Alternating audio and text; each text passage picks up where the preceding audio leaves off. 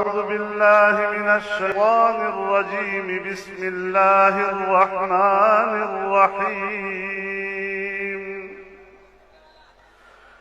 يا أيها الذين آمنوا إن تطيعوا الذين كفروا يردوكم على